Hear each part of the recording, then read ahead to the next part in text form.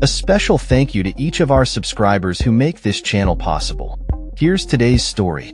In a significant political move, the Indian government has introduced two bills in the Lok Sabha aimed at implementing the One Nation, One Election policy, a proposal that has sparked intense debate among lawmakers and political analysts. The initiative, championed by Prime Minister Narendra Modi's Bharatiya Janata Party, BJP, seeks to synchronize state and federal elections, allowing them to be held simultaneously every 5 years. This controversial proposal, however, has drawn sharp criticism from opposition parties, who argue that it undermines the democratic fabric of the nation and could concentrate power within the central government.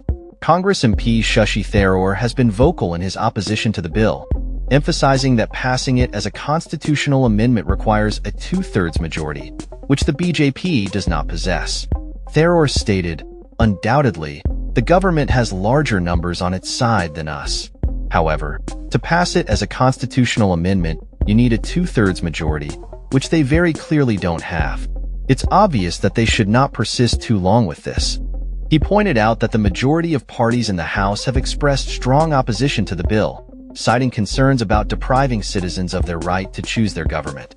The proposal has been framed as a means to reduce election costs, streamline governance, and ease the administrative burden on the electoral system. Former President Ram Nath Kovind, who led a committee recommending the simultaneous elections, described it as a game-changer that could potentially boost India's GDP by up to 1.5%.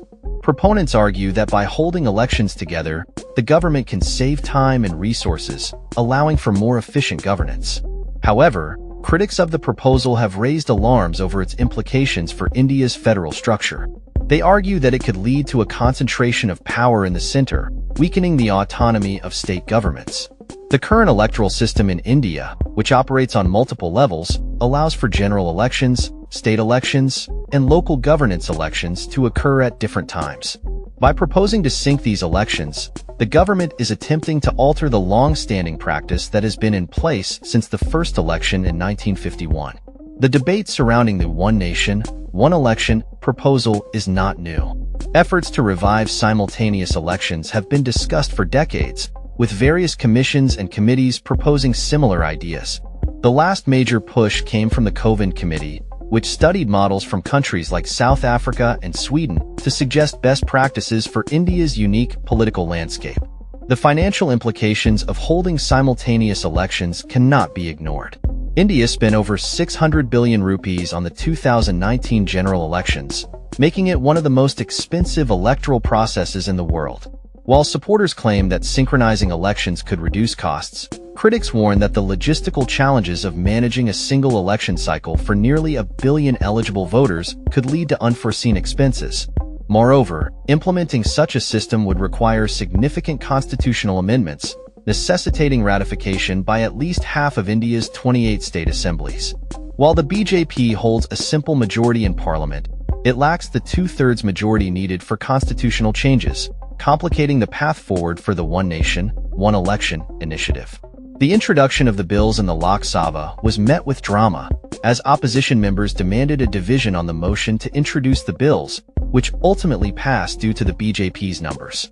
The legal and political ramifications of this proposal will continue to unfold as discussions progress in Parliament. As the debate rages on, the future of India's electoral landscape hangs in the balance. Will the government succeed in implementing this ambitious proposal, or will it face insurmountable opposition from a coalition of parties determined to protect the democratic principles that have defined India's political system for decades? Only time will tell as the nation watches closely. That's all for this story. We upload videos every day covering many different subjects, so hit that subscribe button to stay informed. Thanks for watching.